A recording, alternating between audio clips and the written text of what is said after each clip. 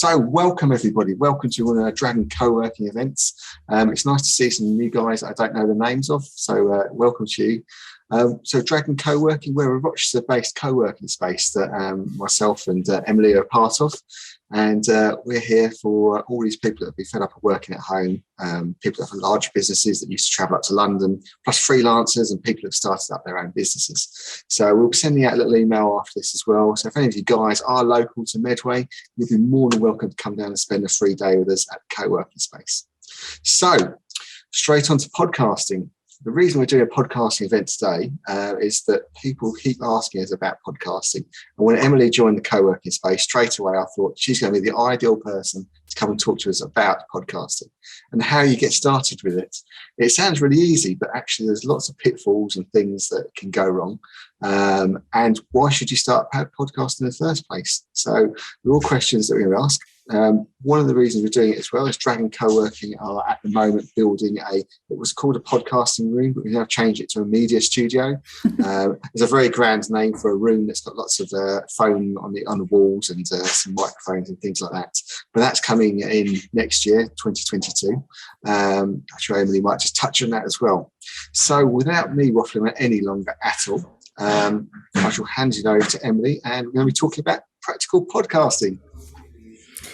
Thank you very much, Roland. So, hi everybody. My name's Emily Crosby. I run a business called Emily Crosby Media, and basically I provide practical media solutions for small businesses. So not just podcasting, but also video, content management, all aspects of media. If you are starting out using media or you are an existing user of video and sound for your business, I might be able to help you out. The origins of this talk come from other talks that I've given about podcasting and also speaking to other podcast editors. Several of us have given talks about strategy or about thinking up an idea for your podcast or about how you sustain a podcast series. And every single time when we come to questions at the end, the first question somebody asks is, "Hi, what sort of microphone should I buy?" Because actually, those are the kind of practical questions you need to answer if you're going to start a podcast. So I thought I would try and answer some of those questions today for you. Basically, if you're overwhelmed with all of the ideas, all of the practical things you're going to need, what type of microphone do I need? Where do I need to record? How do I get my podcast up on the internet? All of those kind of questions, you're in the right place. I will caveat that right now by saying there are hundreds of options. So these are my personal suggestions. You might disagree with me, but these are the things that I have found useful for the kind of people I help. And at the moment, I edit a total of, I think, 9 podcasts, and I've edited more like 15 or so in the past few years. So this is my experience from the series I've worked on. So I've categorized the kind of options you're going to want to take into 3 broad categories: casual, basic, and pro. So when you're starting out with your podcast idea, the thing to think about is, what are you actually aiming for? It's tempting, especially if you're a bit of a tech geek, or if you enjoy buying new equipment. You know, if you're one of those people who buys all the clothes for the gym the minute you join, it's very tempting to go for top level stuff all the time. I could count, if I had £1 for every time somebody said, "I'm starting a podcast, I bought myself a Blue Yeti," I would be doing very well. If you are purely having a go, if your podcast is a hobby and it's not really a business thing, or you just want to test the water, you can really aim for that casual level. If you want to spend a little bit of money, but you don't want to make a massive investment, I'd go for basic. And if it's a really top-notch, one of your major products for your business, then go for pro. So what I'm going to do is I'm going to go through each of the sort of areas that you need to consider when you're starting a podcast and give you an example of each of those levels. So we're starting off with equipment, as that question, which microphone should I buy, is always the question I'm asked. For casual, you've probably got all the equipment you need already. Most of us nowadays have a smartphone or a laptop or computer that's capable of recording.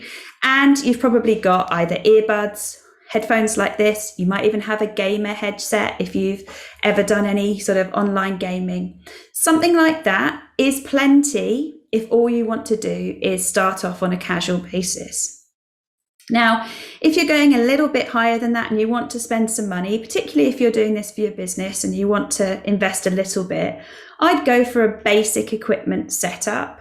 So the microphone that I've got in the picture there is the microphone I'm using to speak to you now. I wonder if I can show you. Yes, I can. So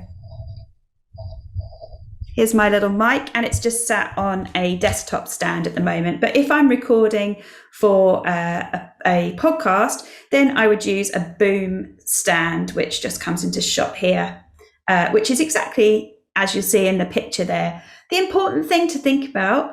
Sorry, Emily, just That's checking. Right. For me, the slides aren't moving. We're still on slide number 1. Oh, no.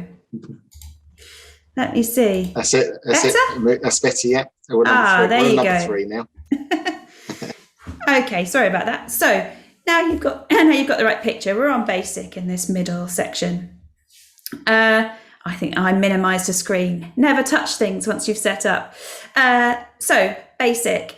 Yes, that's the microphone that I have. The most important thing about your microphone is to think about the areas that it is trying to record. So my mic is an Audio-Technica mic. It's an ATR 2500X, and it's a cardioid condenser mic. So what it does is it picks up sound in a triangle from the mic outwards. So it's picking up my voice, but not the rest of the room. When I said in my introduction about a Blue Yeti, it's kind of a bit of a bone of contention, I think, with a lot of podcast editors particularly, because one of the things about that microphone is that you can change the shape of where it's drawing sound from. So that can be very useful, but often people have it on the wrong setting. Sometimes they have it so it's picking up sound from the whole room when actually all they need is the person sat in front of the microphone. So I would suggest that if you're buying a microphone for your podcast, what you need is a basic setup. You need a cardioid mic. Also, make sure that you have a USB connection if you're wanting to plug it straight into your computer. The third suggestion is the pro area. And really, if you want the full pro podcast setup, the best idea is to record in a studio with professional equipment. If you listen to the type of podcasts that are on the Radio 4 network, for example, or lots and lots of American podcasts like 99% Invisible or Criminal, or any of those murder podcasts that people love, all of those will be recorded on professional equipment in a studio. Now, this is where, as Roland said, I will be mentioning the Media Suite here. In the new year, there will be the opportunity to use more professional equipment in the Media Suite upstairs at Dragon Coworking, if you're interested in going for that full top whack.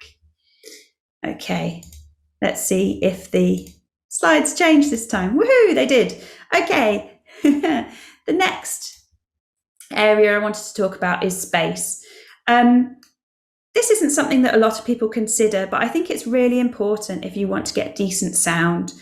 If you're going for a casual level with your podcast, then the most important thing to consider in a room that you already have is how many soft furnishing, how many soft surfaces you have in the room. Now, I'm in my office here at Dragon, and it's actually a terrible room to record in because I've got a glass wall, I've got solid walls all around me. I've got a little bit of sound baffling up, but not much at all. If I was recording a podcast casually, I would look to record in my bedroom or in my living room if it's got nice thick curtains and big sofas. Those rooms are much better. If you think about if you're on the phone and you walk through your house, think about the difference in sound quality. Sometimes you can hear, if you're on the phone to a friend and they walk into their kitchen, you can hear when the sound starts bouncing around. Think about that when you're thinking about recording your own podcast. If I was going to spend a little bit of money and get up to that basic level, a way you can sound treat would be to add acoustic curtains or some sort of soundboard into the room you're going to record in. You could also invest in a mic shield like I've shown in the picture here. And I would invest in a pop shield too. They're dead cheap. You can get them on Amazon or any other online platform, but they'll really help make sure that the sound going into your recording is as good as possible. And this is where, on the pro level again, I'd really suggest, if you really want to do a top-notch recording, that you record in a space that's been sound treated. Our new media suite is the perfect example, where we've got soundproofing all the way around, so that it's a really dead space sound-wise, and you don't have to remove all of that extra noise when you're editing the podcast. So going on to interviewing, a lot of people ask questions about this. If they want to try and have interviews in their podcast, how can they do it? What's the cheapest way to do it? What's the best way to get a decent sound? I'm talking to you on Zoom. This is perfectly good enough for a casual podcast. Zoom isn't made for sound recording. It's meant to be used like this. So it's spending quite a lot of its energy, as it were, doing video as well as sound. So it's not the best quality audio, but you can get it to record in 2 channels, which is really useful for when you're interviewing, because basically you end up with you and your interviewee on 2 different tracks, so you can edit them independently. That's really important. If you want to spend a little bit of money and get a better quality recording, and also a really seamless experience for your guest who you're interviewing, I'd recommend Zencastr, Squadcast or Riverside. Any of those platforms are really good because you send a really easy link for your interviewee, so there's no chance of them mucking it, less chance of them mucking it up. You also get better recording quality because they're set up for a recording for use on a podcast. That again will record in 2 tracks, so that they're much easier to edit. And for a pro level, and this might surprise you, my pro suggestion would be actually interviewing the person in the room with you. I know that sounds pretty old school, and in these days of COVID restrictions, maybe that makes you feel a bit nervous, but actually nothing beats you both being in the same treated room, provided that you both have your own mics or you're using a mic that's picking up the sound from both of you separately. It's just a much better experience. Before we had all this online recording stuff, that's always how you used to do it. And that really is the best way of producing decent sound. So moving on to editing, which hopefully you can see.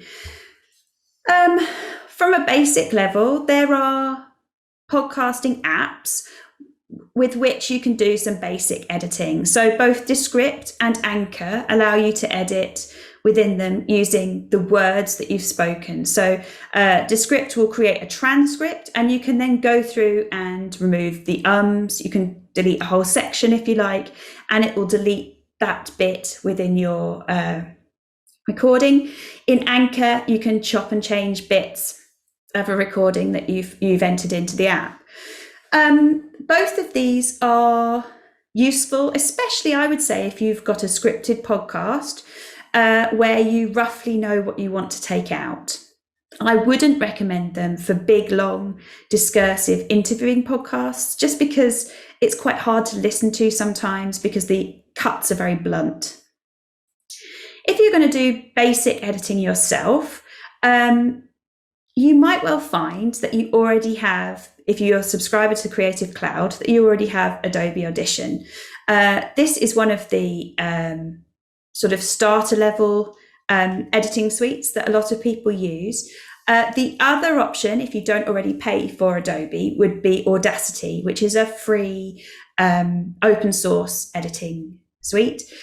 Now, Audacity can be a little bit tricky because it isn't technically, I don't quite know how to describe this clearly. Basically, once you've done something, once you've cut something, once you've silenced something out, you can only undo it. 4 steps later, you can't go back unless you undo all your previous steps. So it's not technically as useful as some other editing suites, but it's absolutely fine for beginners. And I know lots of people who produce really good podcasts using it. You can do multiple tracks and apply all sorts of effects as well from within there, as you can with Audition. For a pro level, I would say this, but I suggest that you get somebody else to edit, partly because a professional editor will be much faster than somebody learning the ropes. It normally takes me or my team between 2 and 3 times the length of your original recording to edit a podcast. It can take you, when you're first starting out, hours and hours. But also, I think it's really valuable to get somebody else's ears on your podcast. That can really help just to give a fresh perspective. Sometimes, a bit like if you get someone to read through your report or your essay before you hand it in. Sometimes it's nice to have ears that didn't record the thing, listening to what you've done. So next, hosting. Now, this is another thing that a lot of people ask questions about. There are so many podcast hosts out there. If you don't know what a host is because you've got no background in podcasting, basically, to get your podcast out into the world, you need to have a host. It's the platform that holds all your files and the metadata associated with those files and pushes that out using an RSS feed to all of the different podcatchers. From a casual basis, Anchor is a great option. It's free, or its most basic level is free. It's owned by Spotify, and it's a good sort of basic host. They don't give you an awful lot of stats, and it's a bit sort of paint by numbers. But if you want something really basic that guides you through what to do to get your episodes up, you could use something like Anchor. My basic suggestion, recommendation would be Podbean. I really like Podbean because it's still got that nice, friendly user interface, but it also gives you more data. And it's got some great automations, so you can automatically send a new episode out to your newsletter, for example, which is a really nice feature. For the pro level, 2 of my recommendations are slightly different here. Libsyn is, it doesn't have that nice, friendly UX, but what it does have is loads and loads of functionality. So it can be a little tricky to learn to use, but you can get loads of stats out of it. So you can find out how people are using and listening to your podcast. And it's also got some nice features within it once you've found them. My other suggestion would be to get onto a host that is well known. I've seen a lot of podcasts, ones that I've worked on and that I haven't worked on, moving to platforms like Acast as they get more successful, partly because they're recognizable. You've probably heard the Acast little sound branding when you've listened to other podcasts. They're also, both Libsyn and Acast are really easy to use if you want to add advertising to your podcast, which is a sort of additional pro level idea, but both of them have really nice platforms for finding advertisers and for adding them into your podcast, which is definitely something you'll want to consider when you get to that sort of level. Now, sound production. You might think I've already covered sound because I've covered your recording equipment and the room you're recording in. But what I mean by production here is adding sound effects, beds, any sort of additional sound that isn't live as you record. Now, from a casual basis, you probably aren't interested in adding anything. You'll probably want some music at the beginning and the end, maybe, that you can find from a music library. But apart from that, probably don't want anything else. You might find that you consider that to be a basic level thing because you're going to have to spend some money. It's really important if you're adding other people's creations, other people's media to your podcast, that you make sure that you have got the right to use it for your podcast. So in the basic level there, I've included Soundstripe. That's just an example of a sound library. There are hundreds, if not thousands, of sound libraries. What you need to make sure is that when you're paying, you are getting a royalty-free license to use that material in a podcast, in a broadcast. You can add music either end. You could add sound effects if you want sound effects, if you're doing some drama, or if you want to add extra sound. You could also add beds, that kind of thing, to your production. On a pro level, if you really want to step it up and make your podcast really stand out, I would recommend going for bespoke sonic branding. So having your own commissioned and performed intro, outro, beds, transitions really steps up your podcast. You might have had the same experience as me, where you listen to a new podcast and the intro music starts and you think, sure, I've heard that before. I was watching an advert, which I rarely do anymore, but I was watching an advert on the TV on More 4 or something. And when the music began, I thought, oh, that's the soundtrack for that. That's the intro for that podcast I listened to. Because they've used popular music from a rights-free library. And they don't have the right to use it solely. Other people can use it too. So getting bespoke music means you don't have that problem. And also that you can style it however you want. And if you think about it as part of your branding, your sonic brand, your sound brand is as important as your visual brand for your podcast, because it's actually the bit people will be consuming the most. On to marketing, and this is my last section here, so nearly time for questions.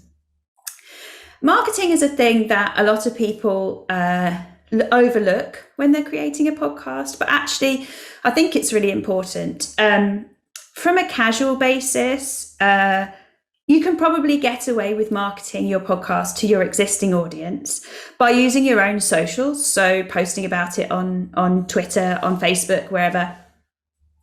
What you'll do by doing that is you will get the existing audience for your brand, whatever it is, your business or you personally, that existing audience may well come across to your podcast. If you want to step it up a little and move to the basic level, I would suggest getting a page for your podcast on your own website, if not creating your own podcast website. I would also use a platform like Headliner, or you can use Descript that I mentioned earlier to create audiograms that you can share on your socials. An audiogram is just a short, under a minute long video with a clip from the podcast, some nice graphics, and it makes a nice, really easy, shareable thing you can push out onto all your socials. I would also give those to any guests that you have to share those. Basically, it's easy for somebody to subscribe to your podcast. What you want to do is keep it in their mind by sharing it as often as you can. And the pro level for marketing would really be for the podcast to have its own socials. So getting handles with the name of your title everywhere, and then settling on a posting strategy so that you are regularly updating people about your podcast. If it's a season-based podcast, during your downtime, reinvigorating your audience, referring back to old episodes of your podcast, and trying to hype up your next series. Really keeping that in people in mind, keeping your brand in people's minds. It's really important, actually, when you're thinking about your podcast, to not think of it as a broadcast that goes out once and then you ignore it, especially if you're doing a weekly ongoing series. The tendency is to always be thinking about the next few episodes. But if you think about it, one of the nicest things about a podcast is a bit like a Netflix series. You can discover one, find it on your phone and be like, oh, there's 100 episodes for me to work through. That's a great feeling, being able to binge all those episodes if you really enjoy a series. So you want to remind people of those old episodes and think of it really as that you've built a whole a catalogue, an archive of material, rather than thinking of it as something that's one and done. So that's a sort of whistle-stop tour of all the things I think you really need when you're making a podcast. If that still feels a bit overwhelming, or you'd like a bit more hand-holding for this kind of thing, myself and my associate, Suze Cooper, who's from Big Tent Media, are running a in-person workshop here at Dragon Co-working Space in the new year, 27th and 28th of January. There's a link there on the presentation, yes, which you can see, just checking, on my website, Let's Make a Podcast, to join the waiting list to buy tickets. Dragon Co-working members will get a £100 discount on tickets. It's going to be a 2-day workshop in which we guide you through setting up your podcast. So we're going to go from just your idea, we're going to create a vision, we're going to create plans, we're going to record and edit your generics, so your intro, your outro, any calls to action you want, and create you a marketing plan and strategy for going forwards, so that when you leave the workshop after 2 days, you'll have pretty much everything you need except the main body of your episodes. So from there, you could spend a couple of weeks recording and you'll have your podcast ready to go. That's the idea. So do follow that link and it will be in the email tomorrow if you'd like to sign up for the waiting list. That's all I've got to say, but I am totally happy to answer any questions. And if I don't know the answer, I will find it out for you and send it out to you by email. So over to you for questions. If anyone's got any questions, feel free to unmute yourself and ask questions. Or I've got one question. I think someone's unmuted themselves here. Please feel free to ask a question. Yes, hi. I'm Aganta from Roland, Germany. And my question is, where do I find people who could do the editing, and what would be an average cost for somebody who's starting out with a podcast to support my business? Okay, so where can you find people to edit, and what would be the general cost? Okay, so you might well know, we've got some feedback going on. I do editing within my business, and I also have several associates who also do editing. So you could always get in touch with me if you wanted to hire an editor. You might well also know some editors within your social circle. It's always worth reaching out to co-working groups, and there's quite a few Facebook groups for editors. As far as cost goes, it's a bit of one of those how long is a piece of string things. But generally speaking, I charge £35 an hour, which is sort of probably about medium price-wise. Some podcast editors charge per episode, but I charge by hour. And generally speaking, for me, it will take roughly 3 times the length of your original recording to edit your podcast. So if you had a 1-hour podcast, it would cost roughly £100 to edit that podcast. Great, thank you. You're welcome. Another question would be, where do I find people who could create the intro and outro for me? So on a basic level, you could record it yourself and have an editor add music. If you wanted somebody to script your intro and outro, or even have a voiceover artist, again, that's the kind of thing you could approach an editor for. There are big production companies that do that kind of thing, but it depends how much money you're willing to spend. At Emily Crosby Media, we do intros and outros. From a basic level, if people already have an idea of what they want to do, we'll just edit it. But if you want it scripted and a voiceover artist recording, we can do that too. Great. I ask you because I want to avoid Fiverr. Yes. I think that's a very reasonable thing to do. Yeah, I mean, there are people offering that kind of thing on Fiverr, and I'm sure some of them are doing a very good job. My own personal ethics stop me from using places like that where I think there's an awful lot of undercutting and and undervaluing people for their work. But depending on the style of your podcast, you might find that you want to record the intro and outro in your own voice, and then find music from a music library that you could add in, and that makes a perfectly good intro and outro for a business podcast. Oh, great! Thank you so much. You're welcome.